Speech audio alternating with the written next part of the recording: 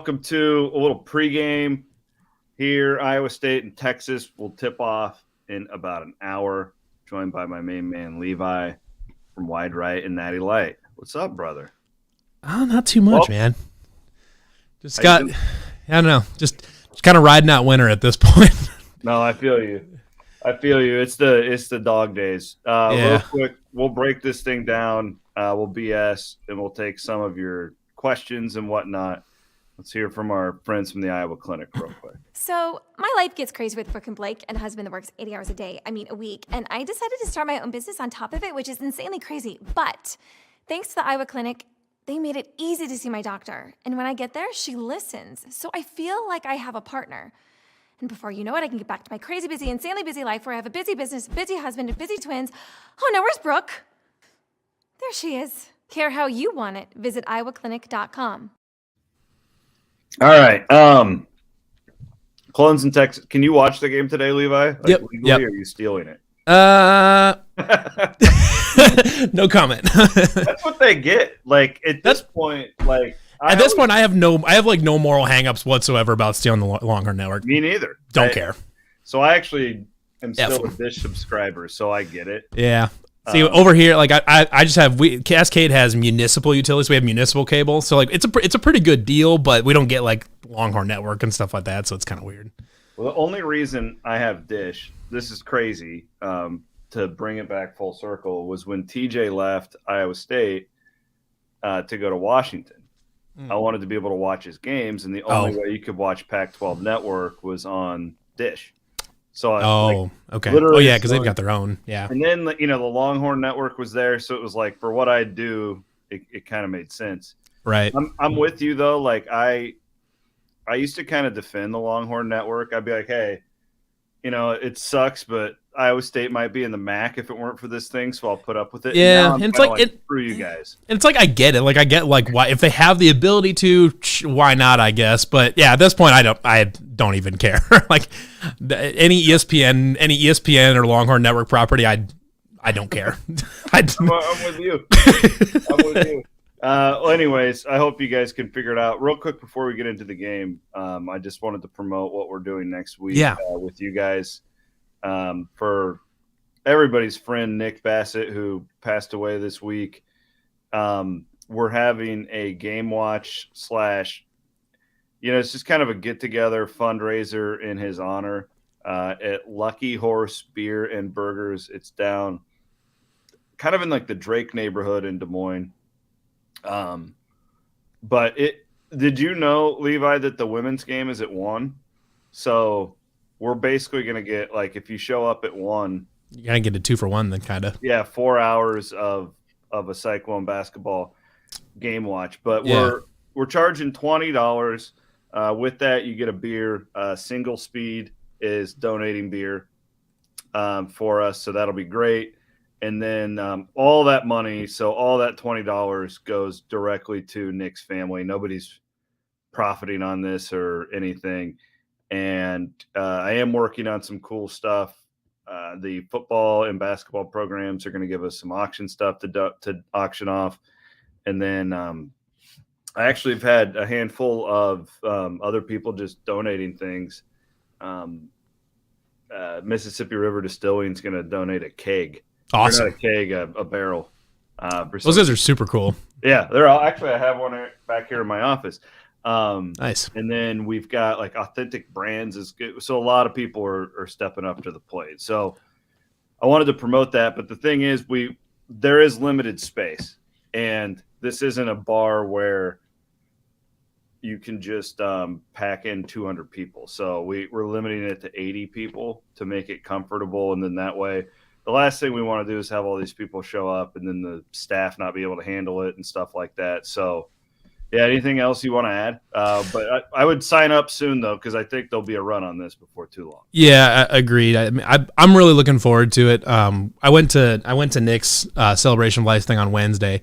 That was awesome. And I watched his service on Thursday, and I think it goes to show, like, I mean, Matt Campbell spoke at his funeral or his celebration life on Thursday or whatever, and I think it seems like everybody has got an indirect or direct connection to Nick, And I think it's a cool way to help his family and to kind of pass on his memory and keep it moving forward. Yeah, well, and he'd be there with us if he Oh, could. absolutely.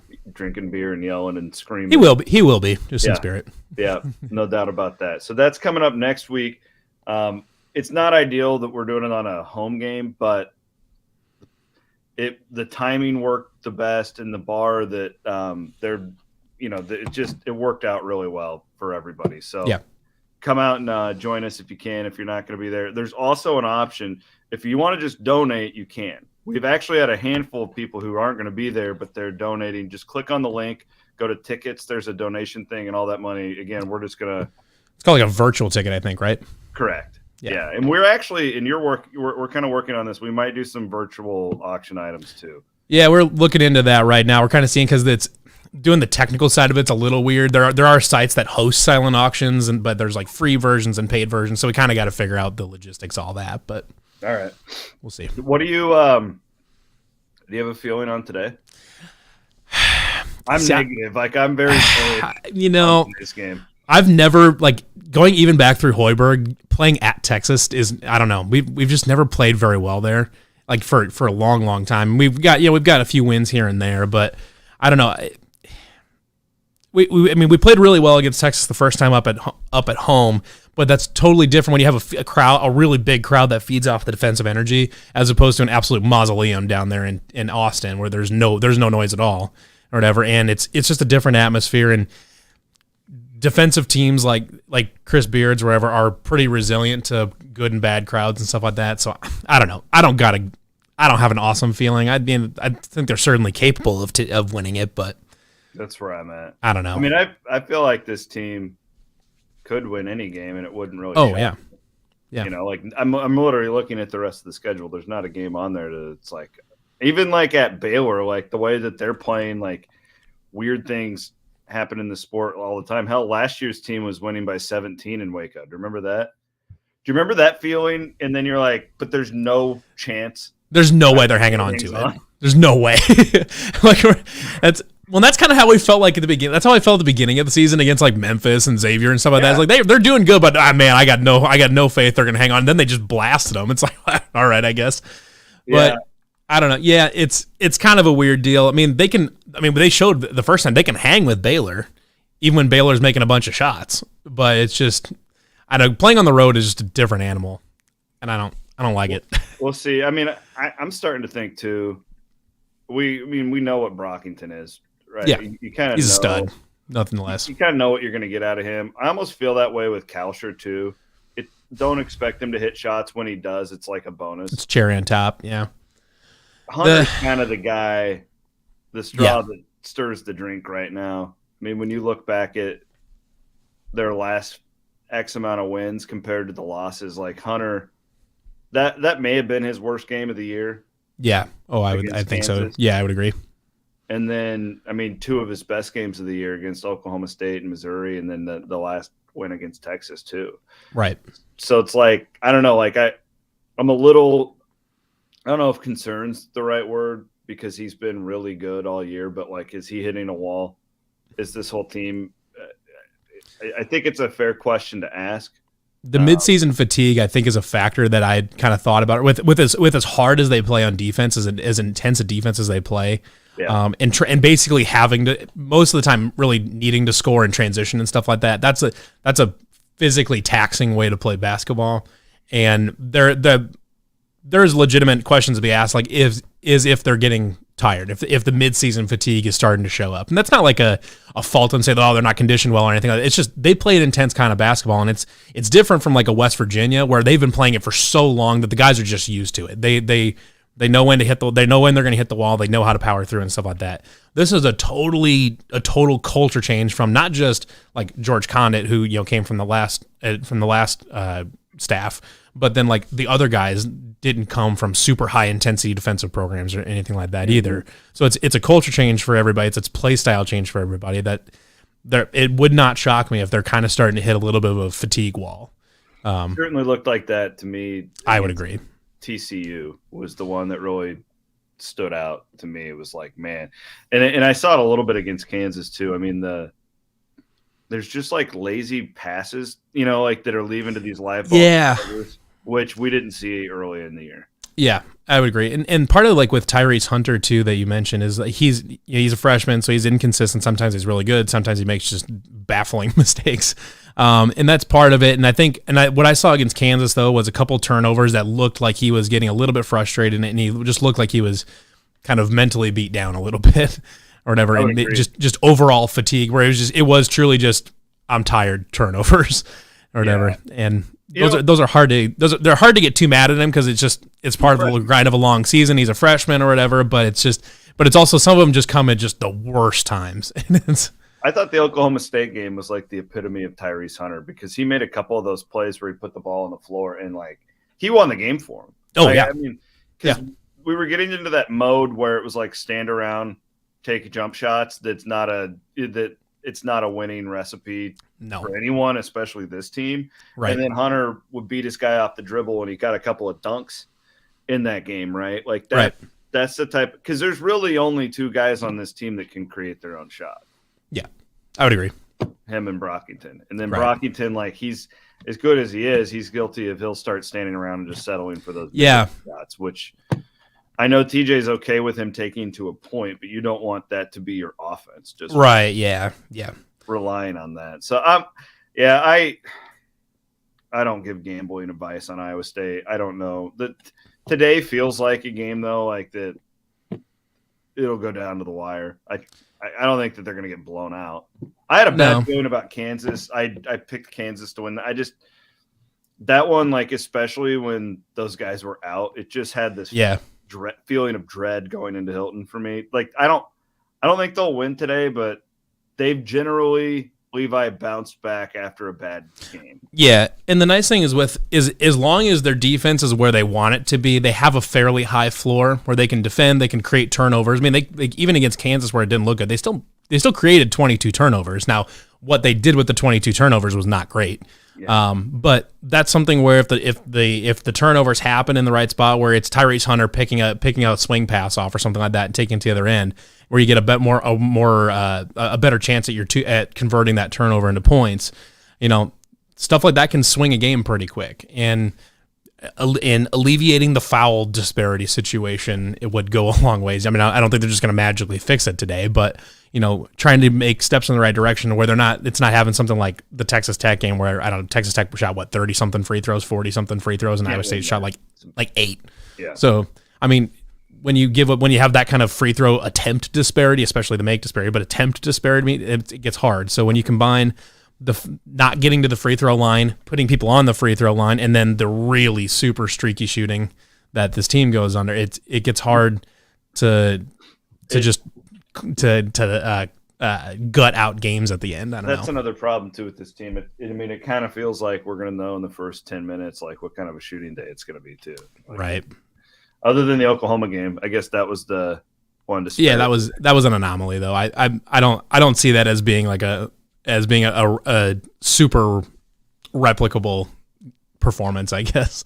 That's just like that game and the Kansas game just remind me a little bit of each other though. It's like second half offense versus Kansas was really good, but you couldn't get a stop. Right.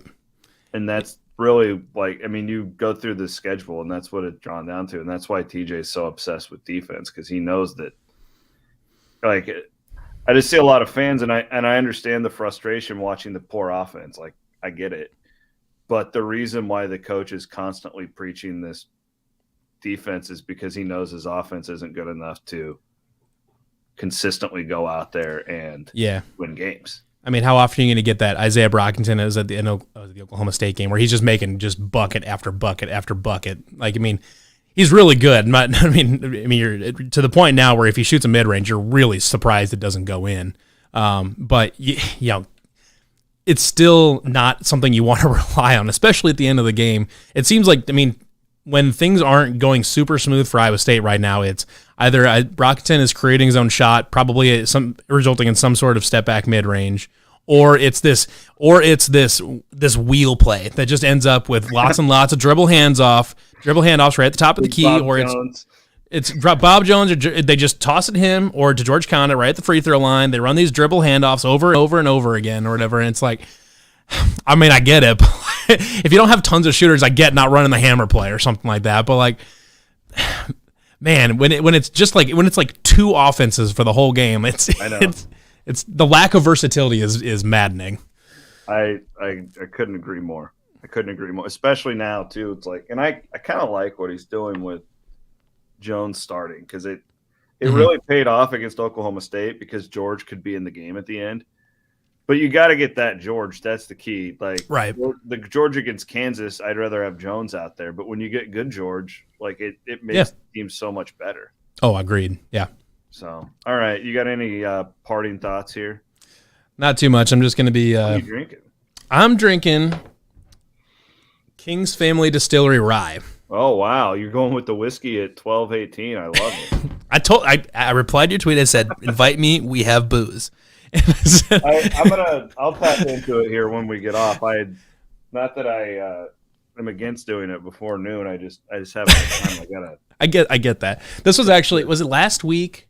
Last week, the Alumni Association did a virtual whiskey tasting or whatever, and I got 2 seats or whatever for my dad for Christmas, or whatever. So we sat in on it, and it's this King's Family Distillery. They're out of Tennessee. Really? But the people, the couple that runs it, the lady, she graduated from Iowa State. Cool. Whatever, but her family's been in the distillery business for a long time. Like, she knows like all the distributors for hops and everything. So how did that work? Like, so you got a part of what you get was a bottle of this whiskey? Yeah, they shipped you 3 bottles. There was this rye. There was they have just their straight bourbon, that I have that upstairs, and then they have like a weeded bourbon. They shipped us those 3 bottles a couple weeks ahead of time, and then we just tuned into a Zoom call or whatever it was, and then they just kind of walked you through it. Awesome. It was pretty cool for what it was. It was. I enjoyed it. I would do that again in a heartbeat. Oh, they make it in Tennessee, but it's not technically Tennessee. So it's distilled in Indiana. Oh, and then okay. so they have like, I think they don't really distill any. From what I understand, they have a distillery up in Indiana that they buy their product and then put their label on it and sell it and do a bunch of different stuff like that. Actually, that's what the majority of them do. That's what most of them do, or whatever. And the way it got started was like I said, the lady, her family has been doing in the whiskey business for a long time, and she's been doing, like, her dad had a bunch of connections to all these distilleries and to different providers for hops and barley and whatever else. And then I guess they started this up a few years ago, and it's good stuff. Cool. I'll have to keep an eye on it. All right, brother. We will see you next Saturday. Yeah. We'll keep promoting that and hopefully get that thing sold out. And it'll be a good time. I mean, if anybody, like, I know if you have basketball tickets, I don't blame you at all for going to the game or whatever. But if you don't, and you're in the Ames, Des Moines, whatever area, it's worth it to come down, and because you do get a beer with the $20, so it's not like you're just not, you do get to do something with it along. I also saw too, and I know the pop, because Eric Church is in Des Moines. Is he?